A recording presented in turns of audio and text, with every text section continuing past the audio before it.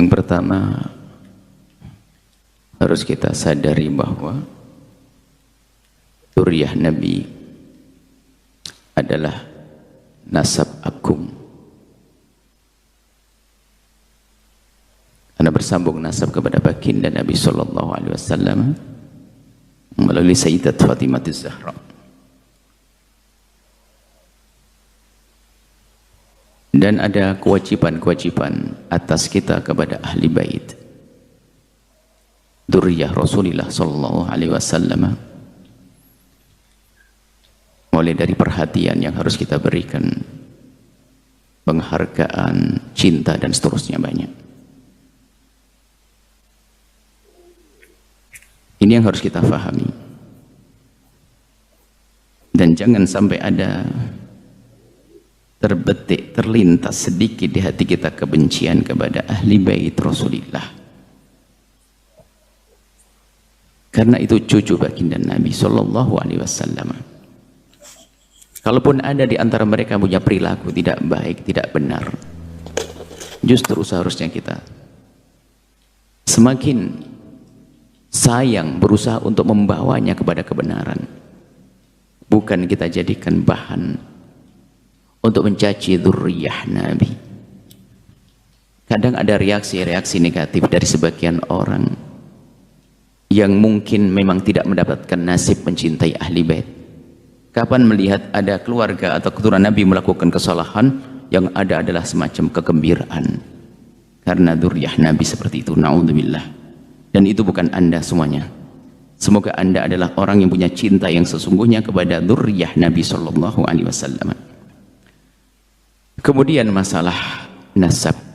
Orang yang paling bisa menjaga nasab itu orang Arab. Dan mungkin kepada siapapun, jika ingin berbicara tentang nasab, harus dengan ilmu. Kami mengetahui sedikit tentang ilmu nasab tersebut, maka kami sampaikan tidak susah di dalam menitsbat nasab. Yang jelas ada satu hal yang harus kita fahami, bahwa Nabi pernah bersabda, man idda'a ila ghairi abihi wa huwa ya'lamu annahu ghairu abihi fal jannatu alaihi haramun. Barang siapa mengaku-ngaku menisbatkan kepada selain ayahnya, dia mengaku-ngaku kepada selain bapaknya, dan dia tahu kalau itu bukan bapaknya, bukan nasabnya, maka surga haram bagi dia. Untuk memahami ini adalah memahami dengan dua sisi. Yang pertama, kalau itu bukan keturunanmu, bukan ayahmu, jangan katakan itu ayahmu. Ini satu sisi. Tapi jangan memandang dari sisi ini saja. Sisi lain adalah, jika selama ini Anda tahu bahwasanya itu ayah dan kakekmu, maka Anda pun tidak boleh mengingkari. Ingat, maka selama ini orang yang kami ketahui yang punya nasab kepada ahli bait Nabi Muhammad, mereka memang mengetahui seperti itu dari orang-orang sebelumnya. Maka orang seperti juga tidak boleh mengingkari nasabnya, karena memang selama ini yang mereka ketahui adalah nasabnya dari ayahnya, begitu seterusnya sampai baginda Nabi. Jadi memahami hadis tersebut jangan salah. Sisi lain, Anda kalau tidak punya nasab kepada baginda Nabi, jangan mengatakan. Tapi kalau memang selama ini Anda mendengar dari orang tua Anda, dari paman-paman Anda punya nasab, Anda tidak boleh menafikan nasab itu. Tolong pahami agar semua hati-hati. Jika Anda menolak nasabnya seseorang, apalagi dzurriyyah Nabi, jika ternyata itu nasabnya sambung kepada Rasulullah, alangkah besar nih kezaliman kita. Ayo siapapun dari kita, jangan mudah mengatakan, memutus atau menafikan nasab seseorang. Tidak urusan dzurriyyah Nabi saja, nasab seseorang.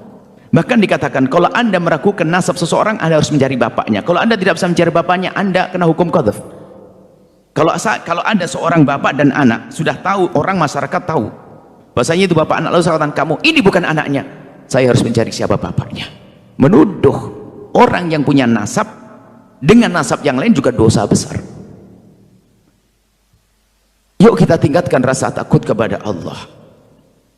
Jangan sampai yang ada permusuhan, apalagi antara di kalangan ahli urusan dengan ahli bait Rasulullah sallallahu alaihi wasallam. Hei hamba Allah, kami mendengar sepintas, sedih sekali dengan hal-hal yang semacam ini. Pengingkaran sesuatu yang selama ini sudah kita dengar. Nasab dzurriyyah Nabi yang ada di Indonesia, kita tahu nasab. Mereka sangat menjaga nasab. Takutlah kepada Allah dan Rasulnya. Untuk menentukan nasab sederhana dalam bab kitab fikih. Apa yang anda fahami kitab, apa yang pernah anda baca, kitab tentang misalnya dalam kitab Umdatus Shalik atau apa saja kitab yang ringan, yang bagaimana menentukan nasab. Nasab itu adalah dengan ikrar. Kalau orang mengakukan ini abahku dan ini ayahku dan tidak diingkari oleh akal, misalnya umur sama, kita tidak boleh mengingkari loh ya. Kita menuduh orang lain bukan sambung nasab, sementara mereka mengatakan sambung nasab, kita menuduh berzina. Hati-hati. Kalau ada orang dengan anaknya datang, ini anakku, kemudian saya mengatakan, wah kayaknya bukan anaknya, saya menuduh. Jadi menafikan nasab itu tidak kalah gede dosanya dengan mengaku-ngaku nasab. Maka hendaknya harus waspada semuanya. Dan selagi satu keluarga sudah mengatakan mereka punya nasab, cukup anda percayakan, selesai. Karena keluarga itu yang menjaga, bukan anda yang menjaganya. Kecuali dengan dalil seyakin-yakinnya bahwasanya itu adalah dusta. Contoh, umurnya enggak bertahu, masa anaknya lebih kecil umur, sampai dicontohkan dalam pembahasan fikih, umurnya lebih kecil kok jadi bapaknya. Atau misalnya istifadah, ini tuh sudah masyhur bahwasanya anaknya ini, kok tiba-tiba ada orang ngaku anaknya fulan, sudah masyhur di kampung itu, saya anaknya ayah saya, tiba-tiba saya ngaku anaknya orang lain, ini kan beda. Bagi yang masih menyibukkan masalah ini, kami himbau, ini masalah berat sekali, khawatir anda tidak ditengok oleh Rasulullah. Hai hamba Allah, jika ingin berdiskusi jangan di media sosial, yuk kita ngobrol. Saya bisa menjelaskan insya Allah sesuai dengan pengetahuan saya bagaimana menentukan nasab. Selagi itu adalah sudah kita dengar itu nasab sambung, tidak perlu kita menyuarakan suara yang berbeda. Penentuan nasab sudah sangat jelas. Adalah setiap anak mengatakan, ini ada seorang ayah mengatakan itu anakku, itu adalah sambung nasabnya. Dalam arti, maksudnya diakui kayak Imam Besar, anakku, ini anakku, sudah selesai, ikrar namanya. Kecuali nanti bertentangan dengan kenyataan, selama ini tidak pernah kenal, tidak ada hubungan, tiba-tiba ngaku anak, berarti namanya anak-anakan kan. Anak sesungguhnya. Menuduh orang lain putus nasab berbahaya sekali. Hati-hati hamba Allah. Kemudian yang kami tangkap bukan masalah ini, masalah mau diadu. Dengan problem ini alangkah banyaknya setelah ini akan banyak orang-orang yang menjadi hilang kepercayaan dengan ahli bait Rasulullah. Berarti kita telah merugikan umat. Kita merugikan umat. Yang ingin membatalkan nasab, harus punya hujjah. Dan hujjah ini harus lebih kuat daripada yang menetapkan nasab.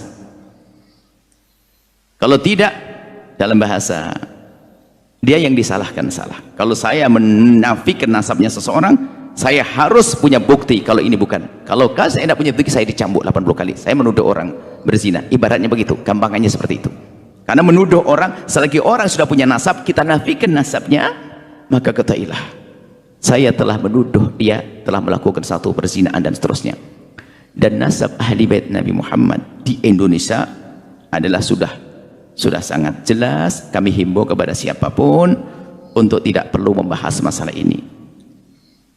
Jangan sampai membuat keraguan-keraguan umat. Kami sampaikan kepada anda, wahai umat, kepercayaan yang selama ini ada pada hati anda, tetap pegangi bahasanya para dzurriyyah Nabi yang ada di Indonesia yang selama ini anda dengar adalah nasabnya benar. Jangan anda mau mendengar suara-suara yang mengatakan bahasanya itu adalah tidak benar. Anda akan rugi pada akhirnya. Kemudian setelah itu, apa sih maunya daripada problem-problem semacam ini yang diinginkan? Hasilnya adalah jelas permusuhan pada akhirnya. Ingat, umat ini mudah diadu domba. Saya sedih, saya Membicarakan masalah ini sedih sekali kalau memang betul seperti itu, karena alangkah banyaknya setelah ini ada umat prasangka buruk. Dan jangan gara-gara ada orang yang dikatakan dzurriyyah Nabi lalu melakukan kemungkaran, kesalahan, lalu kita jadi benci kepada ahli bait Nabi. Hati-hati.